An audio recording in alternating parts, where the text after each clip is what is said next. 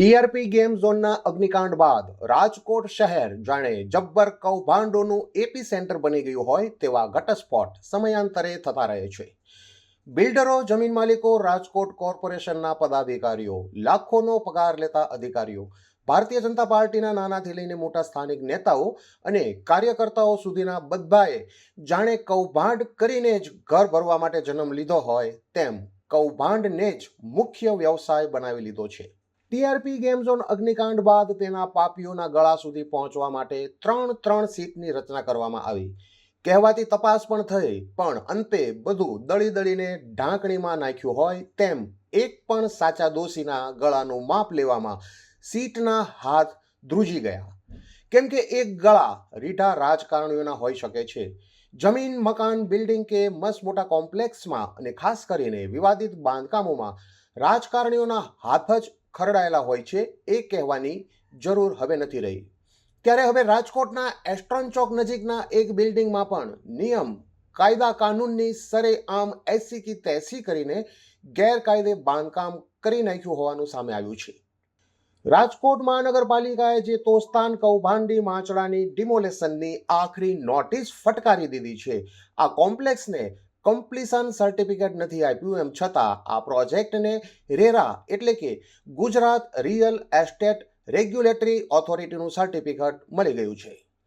કહેવાય છે કે PH વાજા એસોસિએટ અને ગ્રેટિટ્યુડ એસોસિએટના નામથી રીતસર દુકાન ખોલનાર પ્રશાંત વાજાનું રેરા ડિપાર્ટમેન્ટ સાથે શંકાસ્પદ નેટવર્ક ગોઠવાયેલું છે.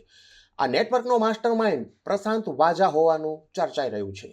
રાજકોટ મહાનગરપાલિકાની ટીપી શાખાનો આખો ગાણવો દાઝેલો નીકળ્યા બાદ તેનાથી પણ મહાકાય કહી શકાય તેવું ગગનચુંબી કૌભાંડ રેરાની પ્રેક્ટિસમાં ચાલી રહ્યા હોવાનું અને તેમાં સાગઠિયાને પણ ટક્કર મારે તેવો ગઠિયો સામે આવ્યો છે, અને એ પણ ઓન પેપર સ્થળ પર મોજૂદ દાખલા સાથે.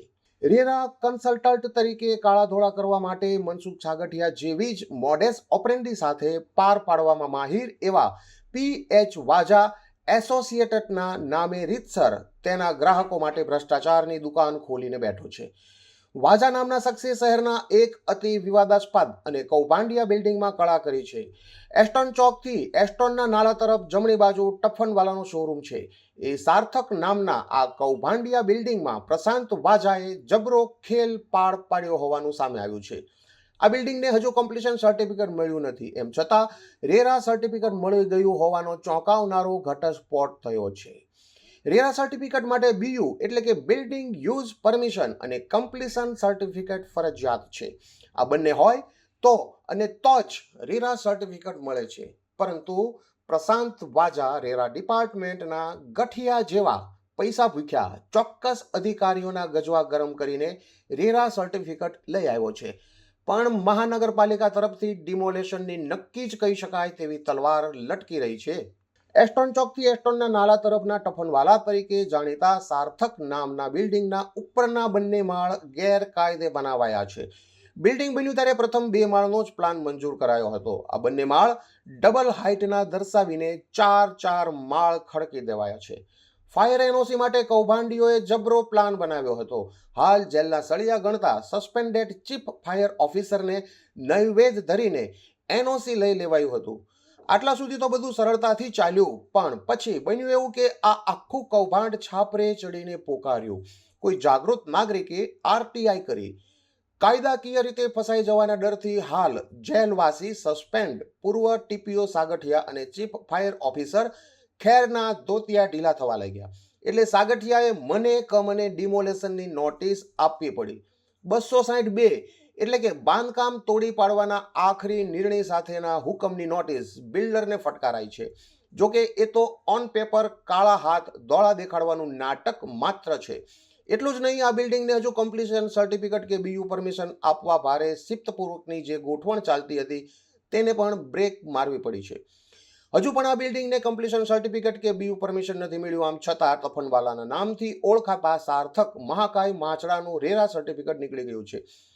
આ કળા રેરા કૌભાંડના માસ્ટરમાઇન્ડ પ્રશાંત વાજાએ કરી છે. પ્રશાંત વાજા લોન અને રેરા કન્સલ્ટન્ટ તરીકે તોસ્તાન પ્રેક્ટિસ કરે છે.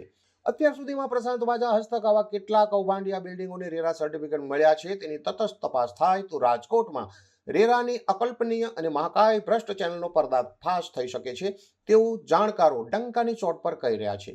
જાણકારોના કહેવા પ્રમાણે અનેક બેંકમાં તેના છેડા છે. કાગળ પરની કરામત કરીને ખોટી રીતે લોન આપવાના જે કૌભાંડ ચાલે છે એ દિશામાં તપાસ થાય તો નેશનલાઇઝ્ડ ખાનગી અને સહકારી બેંકના અનેક અધિકારીઓના રોટલા અબડાઈ જાય તેમ છે. જાણકાર સૂત્રો તો ત્યાં સુધી કહી રહ્યા છે કે ગ્રેટિટ્યુડ એસોસિએટેડના નામે પ્રશાંત લોન કન્સલ્ટન્ટ તરીકે પ્રેક્ટિસ કરે છે. આખું નેટવર્ક HDFC બેંકમાં એક સારા હોદ્દા પર રહેલા દુષ્યંત નામના કૌભાંડિયા મારફત ચાલે છે. જે દુષ્યંત HDFC બેંકમાં તો કાગળ પરની કરામાત કરીને લોન મંજૂર કરાવી જ આપે છે, પણ સાથે અન્ય બેંકમાં પણ ચોક્કસ ભ્રષ્ટ અધિકારીઓને તેણે એજન્ટ રૂપે રાખ્યા છે અને આ અન્ય બેંકમાં પણ લોન કરાવી આપવાની પ્રેક્ટિસ પ્રશાંત અને દુષ્યંત આણી બેલડી કરતી હોવાનું કહેવાય છે. ટફનવાલા નામથી જાણીતી સાર્થક બિલ્ડિંગના ઉપરના બંને માળ ગેરકાયદે હોવાનું ઓન પેપર અને સત્તાવાર છે. રાજકોટ મહાનગરપાલિકાએ આ બંને માળને તોડી પાડવાની આખરી નોટિસ પણ ફટકારી દીધી છે. હાલ આ બંને માળના કારણે જ કમ્પ્લીશન સર્ટિફિકેટ અને BU સર્ટિફિકેટ અટકેલા છે. ઉપરના આ બંને માળ પર ઓફિસ ખરીદનાર ગ્રાહકોને આવનારા દિવસોમાં માથે ઓઢીને રોવાનો વખત આવશે તે નક્કી છે. સાર્થક બિલ્ડિંગના ગેરકાયદે બાંધકામના આ કૌભાંડની આખી ચેનલ ભેદવામાં આવે તો એક વ્યવસ્થિત અને વ્હાઇટ કોલર ક્રિમિનલના વહીવટમાં 3 લોકોની સિન્ડિકેટ ખુલ્લી પડે તેમ છે, જેમાં મેઘાણી નામનો એક આર્કિટેક્ટ પ્રશાંત વાજા અને સસ્પેન્ડેડ TPO સાગઠિયો. કાગળ પર કંઈક જુદું દેખાડવાનું કામ આર્કિટેક્ટ મેઘાણીએ કર્યું છે. પૈસા પધરાવી ઓન પેપર મંજૂર કરાવવાનું પાપ સાગઠિયાએ કર્યું અને પછી કમ્પ્લીશન સર્ટિફિકેટ વગર રેરા સર્ટિફિકેટ લઈ આવવાનો વહીવટ પ્રશાંત વાજાએ પાર પાડ્યો છે.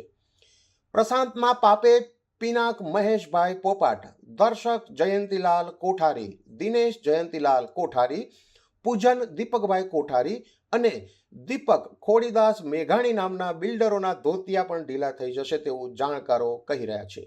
એક તરફ ફાયર બ્રિગેડ શાખાના ભ્રષ્ટ વહીવટનો ઓન પેપર પરપોટો ફૂટી જ ગયો છે અને એટલા માટે જ આજે ચીફ ફાયર ઓફિસર ખેર અને નાયબ ચીફ ફાયર ઓફિસર ઠેબા બંને જેલની હવા ખાઈ રહ્યા છે. ત્યારે સાર્થક બિલ્ડિંગમાં પાર્કિંગ, ગેરકાયદે 2 માળ સહિતના કૌભાંડો થયા હોવા છતાં તેને ફાયર NOC કઈ રીતે મળી ગયું એ તપાસનો વિષય છે. રાજકોટ મ્યુનિસિપાલિટીના કમિશનર દેવાંગ દેસાઈને જે હેતુ માટે રાજકોટ મોકલવામાં આવ્યા છે એ હેતુથી જો તટસ્થ તપાસ થાય તો રેરા સર્ટિફિકેટ કૌભાંડનો પણ ઓન પેપર ફુગો ફૂટી જશે. એવું કહેવાય છે કે પ્રશાંત વાજાએ અત્યાર સુધીમાં સંખ્યાબંધ ગેરકાયદે ઇમારતોના રેરા સર્ટિફિકેટ અપાવી દીધા છે.